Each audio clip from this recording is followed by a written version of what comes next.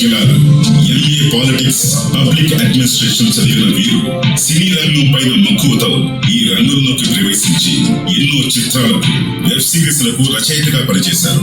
Telugu association of north America వారు భారతదేశ వజ్రోత్సవ వేడుకల సందర్భంగా కానా ప్రపంచ సాహిత్య వేదిక ఆధ్వర్యంలో ఏప్రిల్ 2022లో 22, 23, 24 నాడు నిర్వహించిన కవితా లహరి అంతర్జాతీయ కవితల పోటీలో విజేతగా నిలిచినందుకు ప్రశంసా పత్రం అందుకోవడం జరిగింది. వారికి అభినందనలు తెలియజేస్తూ వారికి మన త్రిదశాబ్ది విజయోత్సవంలో గౌరవ పురస్కారం.